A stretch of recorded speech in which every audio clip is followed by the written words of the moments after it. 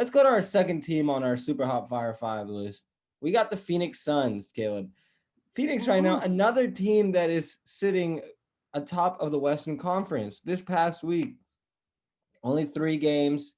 They played Toronto on Wednesday, got that win. They lost to Detroit on Friday, which I texted Caleb about, and I was like, can you believe Phoenix lost to Detroit? Does that make them any less credible than they already are? And then to the Indiana Pacers, they won yesterday on Saturday. So 2-1 on the week. The Suns are pretty much on pace for a 5th or 4th seed at this point. Now, I don't know if they'll keep that up, especially with how tough the West is, but I could see Phoenix having a really good year and surprising some people, including us, who had them sitting at 8 or 9, just at that bottom of the West spot. Caleb, do you think we were wrong at that in any facet, or do you think Phoenix is having a good start and they probably won't be able to keep I it think up? it's a little bit of both. I think they're going to finish. I mean, you got to think right now there's 4 teams in the league that have a 7-3 record, which is the best. I mean, it's the Celtics, Lakers, 76ers, and Suns.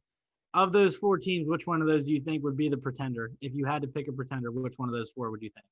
Phoenix, easily. Yeah. And I mean, I'm not saying that they're going to finish where we had them. I do think that they're good, but I don't think they're this good. I could imagine a 4, 5, 6 finish. And even if they finish in that 6th spot, I don't think they should be discouraged. I think they should be happy. That's a big jump from where they were and everything. And before, especially before the bubble last year, where everyone was like, why is Phoenix going? They have to go undefeated to even have a chance. And they did. So maybe they are this good. Maybe, you know what I mean? Maybe they are good, but I don't know. Of those 4 teams that have that 7-3 record, I would assume that they would be the one team to really fall off. Yeah, but hey, Suns fans should be excited. Team looks good. Yeah, and one player that's looked really good lately is Mikal Bridges.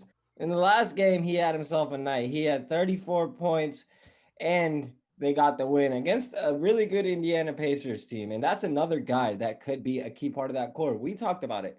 Chris Paul, we don't know how much longer he has left. And is he part of the Phoenix Suns future? Absolutely not. But hey, for now, it's working. And I kind of wanted to talk about this with you, Caleb.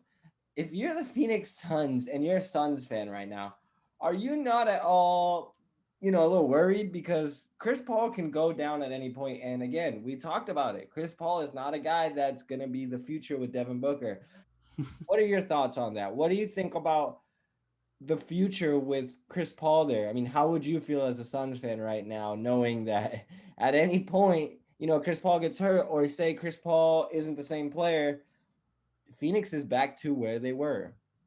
I would try my best not to even think about that possibility. As a Suns fan, I think I would just sit back and enjoy what's going on right now and live in the moment. Because, like you said, one injury could really derail that entire situation there. But at the same time, Phoenix hasn't been in the playoffs since what, 2014, I think. You gotta just sit back and enjoy this. Just sit back, enjoy the show. I know that Devin Booker is struggling a little bit off the ball. Whenever he gets his touches, he's trying to do a little bit too much facilitating wise. I think he's averaging a career high in turnovers. I would assume that he figures it out, but at the same time, I don't know how much you really want him to get comfortable in that second guard role, because at some point, I would assume within the next year, maybe at the end of next year, Chris Paul's probably going to hit a wall eventually. You know what I mean? Like production, everything's going to take a step back.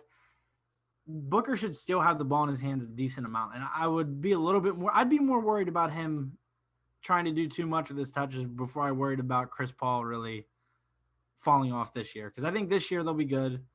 It all comes down to like the thing that sucks is their timeline is not messed up, but it's like, it's really like their timeline right now is win now, right?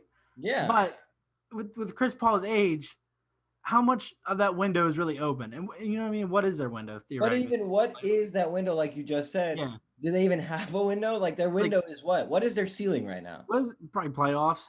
But that's it. But that's why I wanted to bring it up, because it's like you have a guy like Devin Booker, DeAndre, and Mikal Bridges, 3 guys that are part of your core. You know that for a fact. Mm-hmm. Now, that's great, but at some point you're gonna have to start thinking about how are we gonna build for them, right? Like I get it's a good idea to get them in the playoffs, and this is coming from somebody that hasn't seen their team go to the playoffs in a while, but You just have to be a little concerned, I think, if you're a Suns fan. But like you did mention, it's not something to worry about right now. That's not going to happen this year. One thing is from like a front office standpoint. Now I'm not in a front office, but from a front office standpoint Wow. is don't sell out to go to the playoffs 1 year. You know what I mean? Like don't sell out, go to the playoffs 1 year, and then him leave, and then Dude, you but fall right, Roddy does that all the time. and then you fall out right into the playoffs, and you're in a worse spot than you were before. You know what I mean? Like you might piss off Devin Booker or something. I don't think that'll happen. I think that's something we could worry about a year or two down the road. But I just hope they didn't sell out everything to make the playoffs 1 year and then that be it. Because them being a 1 year wonder with that core would really suck. I don't think they would be. I think that it would be smart for them to invest in a young point guard to really develop and have Chris Paul mentor, because Chris Paul is on his like last little stage, right? He's gonna be out of the league, what, 4 years, 5 years? You got to start thinking about the future backcourt, not just right now. I think they will. Yeah, I think they eventually will get to that, and they'll be worried about their But future dude, point guard and the rest of their core later.